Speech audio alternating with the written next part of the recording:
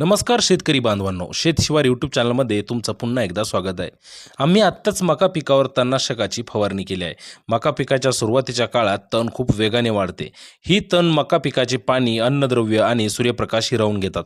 त्यामुळे मका कमजोर राहतो आणि उत्पादनावर त्याचा परिणाम होतो। अशा वेळी तणनाशकाचा वापर केल्यामुळे तण लवकर नष्ट होते, पिकाची वाढ चांगली होते, मजुरीचा खर्च देखील कमी होतो आणि वेळही वाचतो। मोठ्या क्षेत्रात शेती करणाऱ्या शेतकऱ्यांसाठी तणनाशक हा एक सोपा आणि पटकन परिणाम देणारा उपाय ठरतो। मात्र तणनाशकाचे काही तोटेही लक्षात घेणं गरजेचं आहे।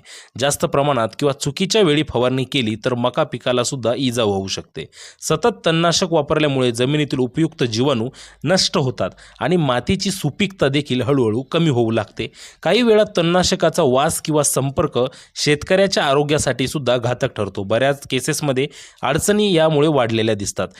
दीर्घकाळ रासायनिक तणनाशक वापरल्यामुळे जमीन जणू त्यावर अवलंबून होते आणि पुढे नैसर्गिक पद्धतीने शेती करणे अत्यंत कठीण होऊन बसतं। म्हणूनच तणनाशकाला पूर्णपणे पर्याय नसला तरी काही नैसर्गिक आणि ऑर्गॅनिक उपाय उपयोगी ठरू शकतात। शेतात कडी कचरा, भुसा किंवा सुकलेली पाने टाकून आच्छादन केल्यास तण उगवण्यास अडथळा निर्माण करता येतो।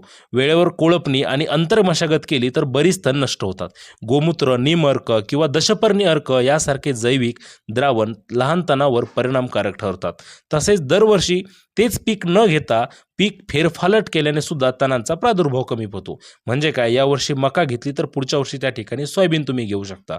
शेवटी एवढंच सांगावंसं वाटतं की तणनाशक वापरणं चुकीचं नाही, पण ते योग्य प्रमाणात, योग्य वेळेला आणि मर्यादित वापरणं अत्यंत गरजेचं आहे। सोबतच हळूहळू नैसर्गिक आणि ऑर्गॅनिक पद्धतीचा अवलंब केला तर आपली जमीन, आपलं पीक आणि आपलं आरोग्य तिन्ही सुरक्षित राहील। व्हिडिओ आवडला असेल तर लाईक करा, शेतकरी मित्रांपर्यंत शेअर करा आणि अशाच उपयुक्त माहितीसाठी चॅनलला सबस्क्राईब करा। धन्यवाद।